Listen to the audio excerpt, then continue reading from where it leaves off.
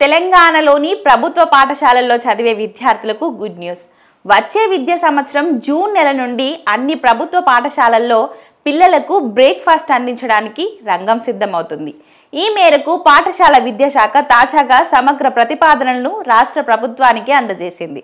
తమిళనాడు తరహాలోనే తెలంగాణలోనూ వచ్చే ఏడాది నుంచి బ్రేక్ఫాస్ట్ పథకాన్ని అమలు చేస్తామని సీఎం రేవంత్ రెడ్డి ఇటీవల ప్రకటించిన విషయం తెలిసిందే.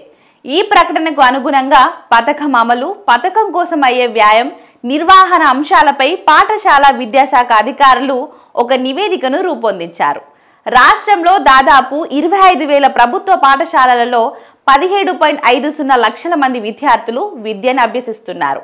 వీరికి ఒక విద్యా సంవత్సరంలో ఉదయం అల్పాహారం అందించడానికి సుమారు 400 కోట్ల వరకు ఖర్చు అవుతుందని అధికారులు అంచనా వేశారు.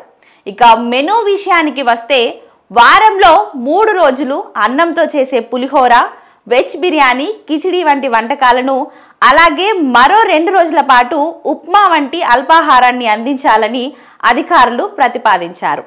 విద్యార్థుల తరగతులను బట్టి రోజువారీ ఖర్చు అంచనాలను అధికారులు లెక్కించారు.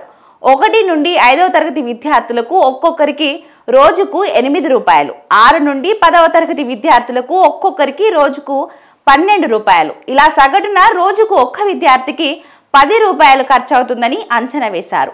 రోజుకు సుమారు 16 లక్షల మంది విద్యార్థులు హాజరైతే రోజువారీ వ్యయం 1.60 కోట్లు అవుతుందని, ఏటా 225 రోజుల పాటు పాఠశాలలు పనిచేస్తాయని భావిస్తే అల్పాహారం కోసం కేవలం ఆహార వ్యయం 360 కోట్లు అవుతుందని, గ్యాస్ పొయ్యిల కొనుగోలు, వంట పాత్రలు, ఇతర నిర్వహణ ఖర్చులతో కలిపి సంవత్సరానికి మొత్తం 400 కోట్లు అవుతుందని అధికారులు తేల్చారు. అల్పాహారం అందజేయడం ద్వారా ప్రభుత్వ పాఠశాలలో అడ్మిషన్లు, అటెండెన్స్ గణనీయంగా పెరగవచ్చని విద్యాశాఖ అధికారులు ఆశాభావం వ్యక్తం చేస్తున్నారు. ఇక ప్రస్తుతం మధ్యాహ్న భోజనం వండి పెడుతున్న వంట కార్మికులకు నెలకు 3,000 రూపాయలు చెల్లిస్తున్నారు.